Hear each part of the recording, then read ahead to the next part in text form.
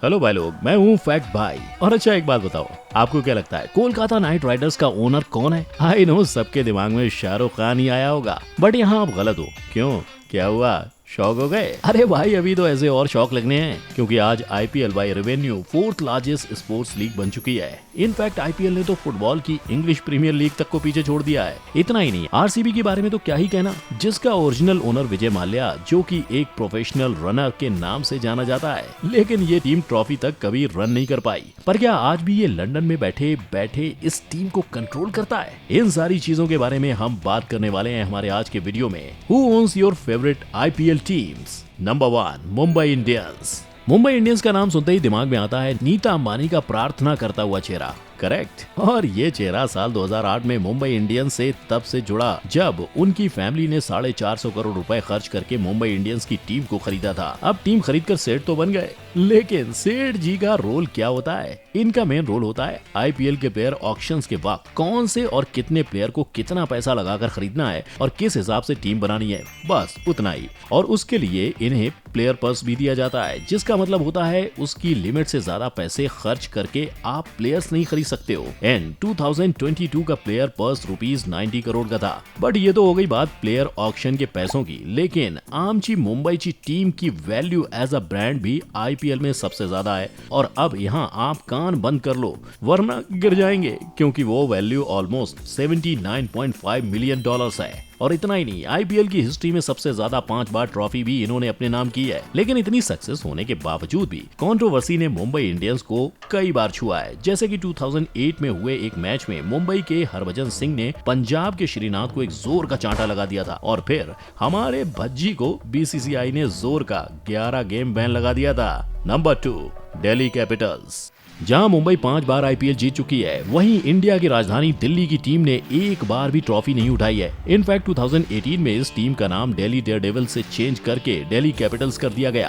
फिर भी ट्रॉफी नहीं उठी। लेकिन दूर किसी जमाने में जब ये दिल्ली डेयरडेविल्स कहलाते थे, तब 2008 के ऑक्शन में जीएमआर ग्रुप ने इस टीम को $83 मिलियन में खरीदा था। और 10 साल बाद जब रीनामकरण हुआ तो जेएसडब्ल्यू ग्रुप के साथ मिलकर इन्होंने वापस एक नई बोली लगाई $169 मिलियन की। मगर जलवा तो देखो, एक भी ट्रॉफी न जीतने के बावजूद भी इस टीम की ब्रांड वैल्यू $56.1 मिलियन है। बट पैसे से हटकर हम अगर एक इंटरेस्टिंग चीज पर ध्यान दें तो आपने ये चीज जरूर नोटिस की होगी कि आईपीएल में कोई भी पाकिस्तानी प्लेयर नहीं खेलता। ऐसा शुरुआत में तो नहीं था, मगर 26/11 के बाद उन्हें बैन कर दिया गया। लेकिन जब पाकिस्तानी प्लेयर्स आईपीएल में अलाउड थे, दिल्ली कैपिटल्स उर्फ दिल्ली डेयरडेविल्स की सबसे बड़ी कंट्रोवर्सी भी तभी हुई थी। पाकिस्तानी बॉलर मोहम्मद आसिफ जो दिल्ली की टीम में थे, 2008 में उन्हें दुबई एयरपोर्ट पर अफीम के साथ पकड़ लिया गया था, जो उस वक्त बहुत बड़ा तहलका हो गया था। Number 3, Chennai super Kings.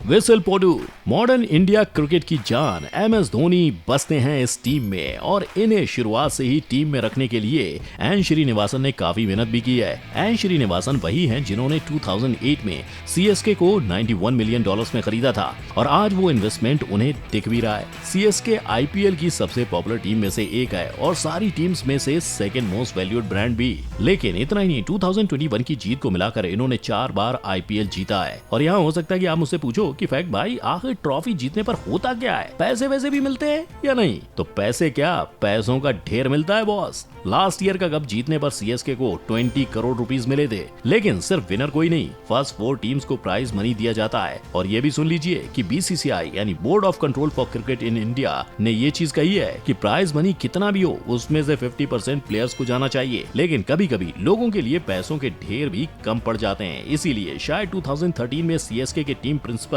Gurunath मेप्पन को विंदु दारा सिंह के साथ बैटिंग के चार्जेस में अरेस्ट किया गया था, जिसके बाद 2016 एंड 17 2 साल के लिए टीम को सस्पेंड कर दिया गया था। Number 4, Punjab kings. युवराज सिंह के छक्के चौके देखकर किंग्स 11 पंजाब, मेरा मतलब है पंजाब किंग्स की याद आ जाती है। जी हाँ, नाम चेंज करने की कतार में सिर्फ दिल्ली ही नहीं है, बल्कि हमारे पंजाबी मुंडे भी शामिल हैं। और दिल्ली की तरह इन्होंने भी कभी ट्रॉफी नहीं जीती है। और यहाँ ये नाम चेंज करने का आइडिया ओनर का था।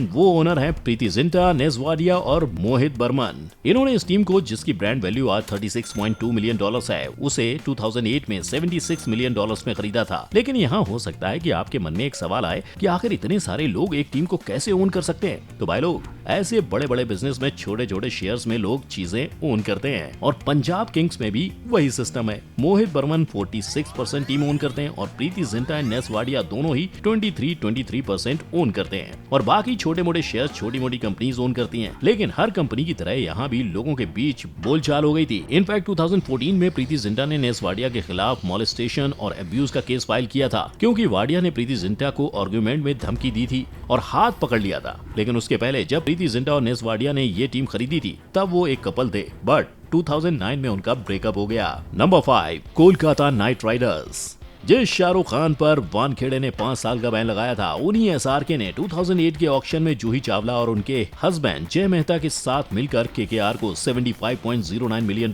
में खरीदा था। और बॉलीवुड के लोगों का इन्वॉल्वमेंट यहीं खत्म नहीं होता। इस टीम की ओरिजिनल एंथम कोरोबो लोरोबो जीतो रे बप्पी लहरी ने गाई थी एंड ये एंथम केकेआर के एड्स में हर समय शामिल होती है। और जब एड्स की बात निकली है तो ये बात भी निकलेगी कि स्टार जो आईपीएल को हर जगह ब्रॉडकास्ट मतलब की दिखाता है, वो एक 10 सेकंड के ऐड के लिए 15 लाख रुपए मांगता है। तो पूरे 40 दिन के टूर्नामेंट में ये कितना पैसा कमाते होंगे, इसका अंदाजा आप लगा ही सकते हो। लेकिन रेवेन्यू और ब्रांड वैल्यू में केकेआर एज अ टीम खुद भी पीछे नहीं है। आज जिसकी ब्रांड वैल्यू $66 मिलियन के साथ लीग में 3rd नंबर पर है। लेकिन एक टीम जितनी बड़ी और सक्सेसफुल होती है, उतनी बड़ी ही उनकी कंट्रोवर्सी भी होती है। 2012 में जब केकेआर आईपीएल जीती थी, तब शाहरुख खान और वानखेड़े के एक गार्ड के बीच झगड़ा हो गया था और इसी वजह से उन्हें 5 साल के लिए बैन कर दिया गया था। इस पे उस वक्त कुछ लोगों का कहना था कि एसआर के पिए हुए थे, लेकिन अब सच क्या है कोई नहीं जानता। Number 6, Rajasthan Royals. पधारो मारे देश कहने वाले राजस्थान के देश में ट्रॉफी सिर्फ एक बार ही पधारी है और वो ट्रॉफी थी 2008 की, उसी साल की जिस साल इन्हें $67 मिलियन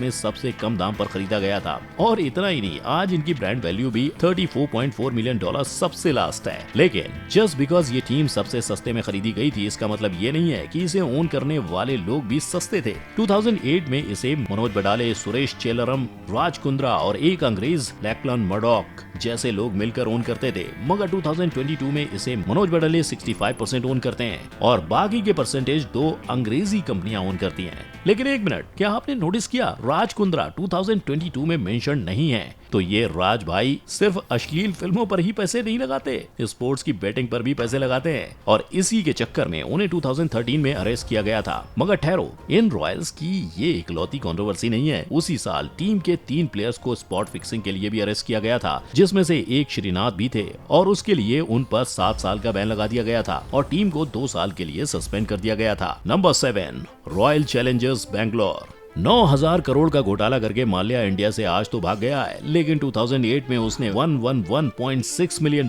यानी $111.6 मिलियन भर के सेकेंड कॉस्टलीस्ट टीम खरीदी थी। बट इसके इतने पैसे भरने पर और किंग कोहली के हर साल कोशिश करने पर भी आज तक इस टीम ने एक भी ट्रॉफी नहीं जीती है। लेकिन फिर भी इनकी ब्रांड वैल्यू आज $50.6 मिलियन है। और यहाँ पूछेंगे कि एक मिनट, अगर माल्या घोटाला करके भाग गया तो आज इसे ओन कौन करता है और आखिरकार ये टीम पैसे कैसे बनाती है? तो बालक, इस टीम को आज भी माल्या की कंपनी यूनाइटेड स्पिरिट्स ओन करती है, लेकिन अब उसे डायगो कंपनी ने खरीद लिया है और रिसेंटली उन्होंने टीम का चेयरमैन प्रथमेश मिश्रा, जो कि एक डायगो के सीसीओ हैं, उनको बनाया है। और रही बात टीम की, तो आईपीएल में टीम प्राइज मनी से तो पैसे कमाते ही हैं, लेकिन उसके अलावा भी और बहुत कुछ होता है, जैसे कि टिकट्स, स्पॉन्सरशिप्स और मर्चेंडाइजिंग, मतलब कि टीम की टी शर्ट्स, कैप्स, चश्मे वगैरह जो बिकते हैं, इन सारी चीजों से भी टीम काफी कमाती है। लेकिन कितना भी कमा लो, आप कभी भी कंट्रोवर्सी में आ सकते हो, ये बात तो विजय माल्या ने प्रूव कर दी है। बट वो अकेले कंट्रोवर्शियल फिगर नहीं है इस टीम के। 2014 में मुंबई बैंगलोर के मैच में केरॉन पोलार्ड और मिशेल स्टार्क के बीच कुछ बोलचाल हो गई थी, जिसके बाद स्टार्क ने पोलार्ड पर बॉल फेंक दी और पोलार्ड ने स्टार्क पर बैट। मगर थैंकफुली सिर्फ इनके हाथ खुले, किसी का सर नहीं। Number 8, Sunrisers Hyderabad. 2008 की ओरिजिनल टीम ना होने के बावजूद भी 2016 में ये हैदराबादी लोग ट्रॉफी अपने घर ले गए थे, और वो भी लीग में आने के सिर्फ 3 साल बाद, क्योंकि 2013 में इन्होंने डेक्कन चार्जर्स को रिप्लेस किया और 5 साल तक हर साल 85 करोड़ भरने की डील हुई थी। इस डील को किया था सन नेटवर्क के ओनर कलानिधि मारन ने। बट अच्छी परफॉर्मेंस की वजह से ये आज भी टूर्नामेंट में खेल रहे हैं, उसी टूर्नामेंट में जिसमें इसकी ब्रांड वैल्यू आज $52.1 मिलियन है। और जहां सिर्फ 5 साल की बात हुई थी, आज इन्हें ऑलमोस्ट 10 साल हो चुके हैं खेलते हुए, और इन 10 सालों में जनरली तो ये क्लीन रहे हैं। लेकिन 2021 में जब इन्होंने डेविड वार्नर, जिनकी कैप्टेंसी के अंडर इस टीम ने 2016 की ट्रॉफी जीती थी, उनको अचानक बिना कुछ कहे कैप्टेंसी से हटा दिया गया था और केन विलियमसन को कैप्टन बना दिया गया। तब बहुत बड़ी कंट्रोवर्सी हो गई थी। तो भाई लोग, ये है आईपीएल टीम्स के ओनर्स। अब इसमें से आपकी फेवरेट टीम कौन सी है और क्या आप उनके रेवेन्यू में कोई मदद करते हैं? ये बात हमें कमेंट में जरूर बताना। और अगर वीडियो पसंद आई हो तो इसे लाइक, शेयर और ऐसे ही इंटरेस्टिंग वीडियोस देखने के लिए मेरे चैनल को सब्सक्राइब जरूर कर लेना। फिर मिलेंगे। जय हिंद।